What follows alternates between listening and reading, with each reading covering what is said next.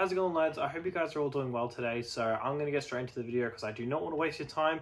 Should you be buying slabs or singles? Now, I can't really answer this just for everybody watching the video. For some reason, YouTube seems to have a crush on me because my videos have been blowing up. So there'll probably be about 700 people that watch this video. So the thing is, like, you guys are all going to be in different situations, right? So at the end of the day, one person, it may work, but the other person, it may not. So I need to talk for everybody, so stay tuned. I just want to say, guys, thank you guys so much for the support recently.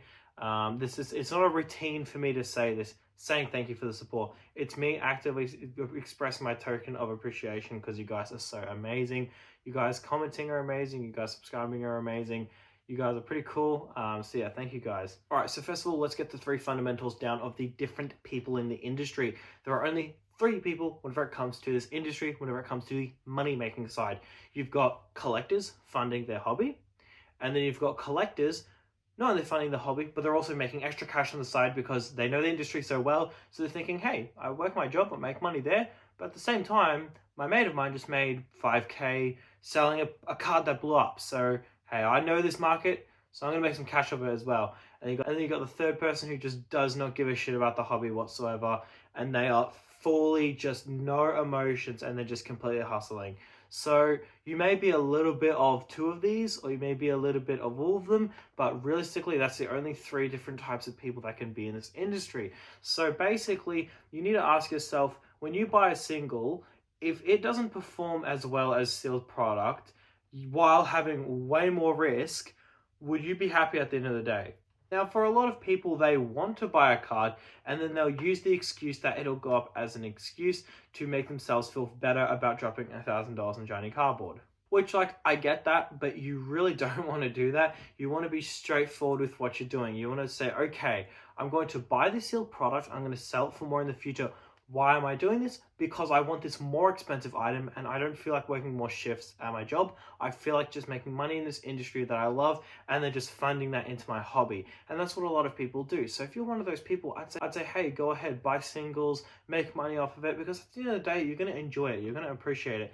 But if you're one of those people who just do not give a shit about the hobby and you just want to make maximum gains, I would say stay away from singles and slabs. And this is the thing I say to people. They say, hey, should I buy this single? Do you think it's going to go up? I say to them, don't buy it. Just buy sealed. Like I just say to them, literally just buy sealed. The opportunities right now are Paladin Faith Bundles 151 and soon to be Twilight Masquerade. Those are the opportunities in the market right now. Why would you go ahead and go against the wave and buy a tag team or a Iridactyl VL art? Like, why would you do that? And then they say to me, oh, well, I also want the card. So, okay, well, you want the card and you're just trying to find a way to justify it, which is nothing wrong with doing that. You've got to be clear with what your intention is. If you're not clear with what your intention is, then you're just setting yourself up for failure. And honestly, my advice to you would be, if you want to buy a card as an investment, but you also really like the card, my advice to you would actually be double down and buy two of it. And the reason is because if the card is going to go up in value, hey, there's no problem in just making the second one free by selling the first one, and boom, now you've got one for free. I mean, shit, I should have done that with my Moonbryon. I bought a PSA 10 Moonbryon for $2,000 Australian dollars, which is like, what, 1,400 USD for all my American friends out there, and it jumped to 5K and I sold it. Now, the problem is I love that card and I really want one of those cards and I'm actively looking for one. So it's like now, I should have honestly just bought two because it doubled in price and I could have just sold the second one and the first one would have been free. So you really do need to look at this and have your intentions from the start. That's like if you're a collector, or maybe you're a collector trying to make some extra cash, but let's just say you could not give a shit about the hobby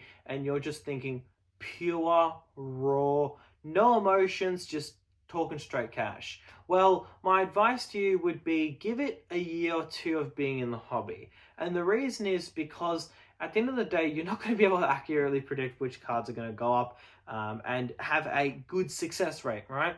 Because the thing about singles is if the card doesn't go up and you double down and buy 100 copies of it, it's going to take you years to sell it. It's not going to take you weeks. It's not going to take you months. It's going to take you years. Take it from somebody who's bought singles and they're a random single no one gives a shit about. Now, I would never buy a Typhlosion from Neo Genesis as an investment, right? but I've had cards and they take a long time to sell, especially when they're graded. When they're graded, you have so many different grades. First of all, you could have a first edition, you could have a shadowless, you could have an unlimited, and then on top of that, you could have PSA, BGS, CGC. If you have a CGC shadowless Gyarados, oh my good luck selling that. Holy balls, unless you undercut the market by like 80%, that's gonna take months, maybe even a year to sell. So that's the thing. At the end of the day, it's a very risky game to play because worst case scenario, you just waste literally months of time. Now, I've been in this industry for a good couple of years, and I can say that I can accurately predict which cards are going to go up. I have a good track record of it. I generally don't like to pull the trigger on it very much because I just see better games buying sealed. So like, yes, I accurately can predict a card may go up, but at the same time, it may just not be worth buying it. However, something I did do, which was an accurate prediction, was buying this Mew from Legendary Treasures. So basically, this was my thought process with this. I'll just explain this to you guys so you guys can learn off of my thought process. I just want to let you know, guys, I bought these and I've doubled my money pretty much in a month, 2 months. So I bought these suckers for about 130 each AUD, and they're selling for about the 260 range, which is pretty sweet. I got 4 of them as 7s, and then I got 4 loose. Honestly, some of them might get 8s, but I can't really be bothered grading. If I get an 8, then it's like $500. I actually might get someone to take a look at it and just give me their opinion, but if I get like a 6 or a 7, I'm literally cooked. But I think I paid on Raw an average of like $100 per. I kind of forgot, but it was around that range anyway. So that's what I paid for these, and I've pretty much doubled my money on them.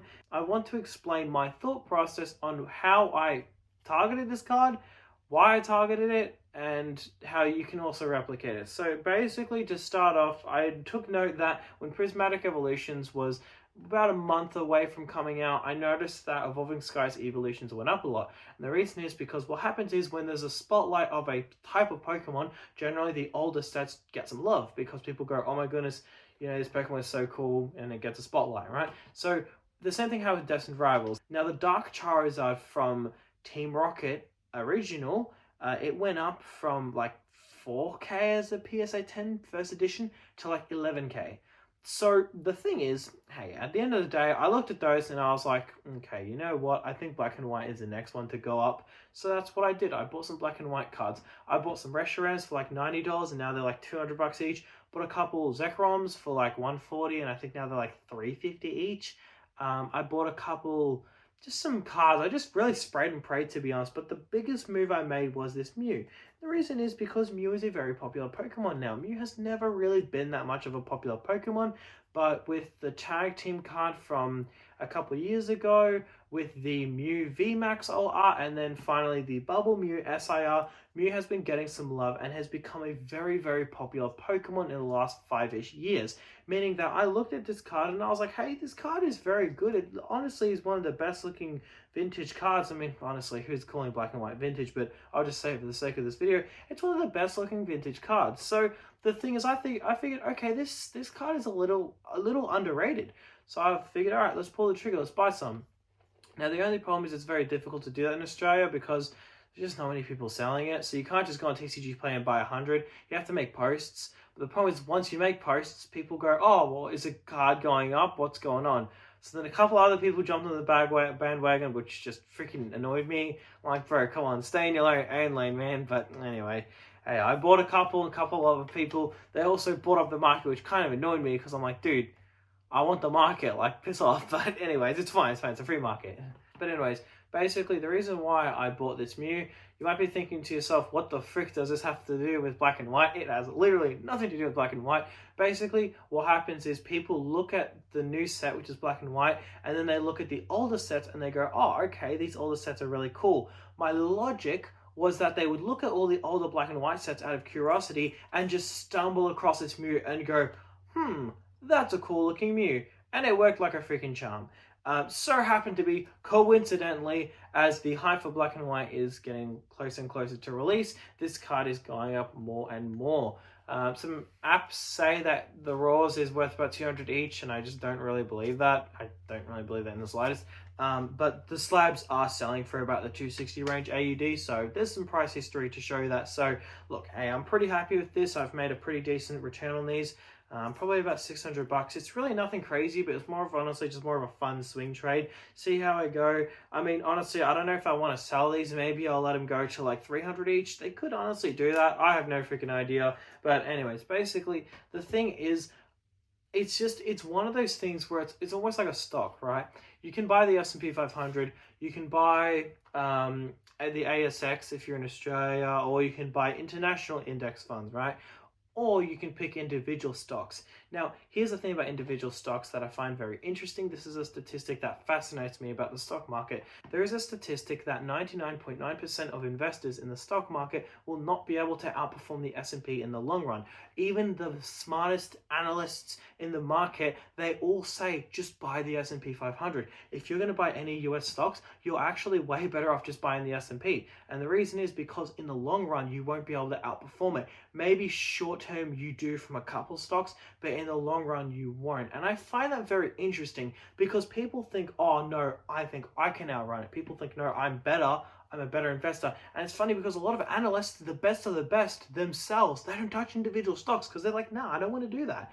The market can change so much. Maybe in 10 years the market doesn't move, then maybe in 20 years Apple goes bust because there's a new company. And then you think like, oh my goodness, I would have never seen that coming. Now, maybe it's not Apple, maybe it's Microsoft, maybe it's Google. But the thing is, at the end of the day, you don't know what's going to happen. So that's why statistics show, hey, you're actually not going to be able to outperform the S&P. So then you're better off just buying the whole thing as a whole. So that's the thing. It's kind of the same with Pokemon, right? Now this is a statistic that a lot of people don't really like. Whenever I bring it up, people actually get really pissed off because people enjoy picking individual stocks.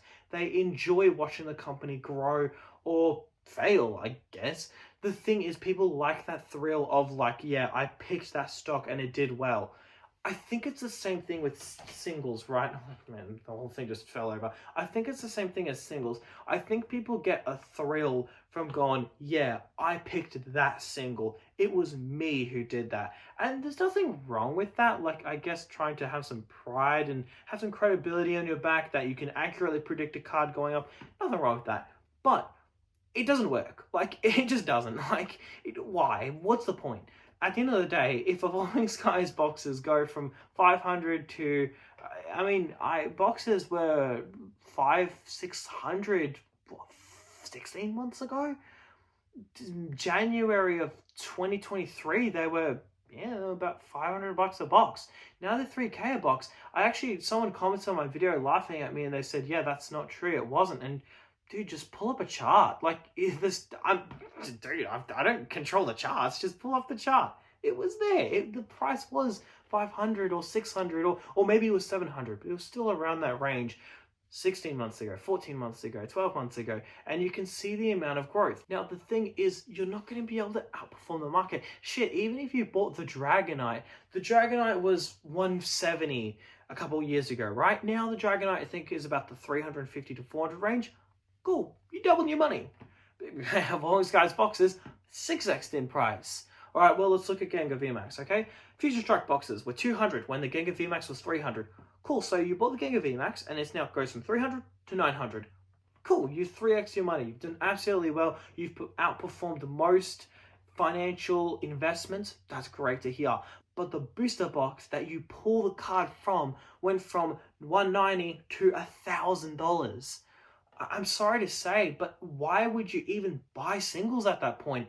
And the thing is, if your logic is, I like the card, I want to look at it, that's totally fair enough, but keep them separate. Keep your investments to your personal collection separate. And if you just are fiending to keep them together, and if you're just like edging to keep them together, then 2 VMAX All Arts, and when it doubles, sell the first one and then just keep the second one for free. That is my advice to you. So if you're just a you're a hustler, you don't care about Pokemon whatsoever, hey, no, I'm not judging. I don't really care what you do with it. I'm here to help you and maximize your gains. I literally don't care what you're doing. I don't care if you don't like the hobby. I don't care if you love the hobby. I honestly couldn't care less. I'm here to help you out and make sure that you maximize your gains. So if you have no emotions in this hobby whatsoever and you're just raw hustler, buy sealed. if you really, really love the card and you just want to look at it, but you also want it to appreciate, buy 2 of it. That way it doesn't hurt selling one of them in the future when it goes up in value. I learned the hard way with my Umbreon. I didn't want to sell it. I did not want to. But I was like, dude, 4K is like so good. 4.5 is so good. Like, I would rather that over the card. I really should have bought 2 so that way when it doubled in price, then the second one was free. So that's my advice to you. I don't have anything more to say. Have a good one. Take care.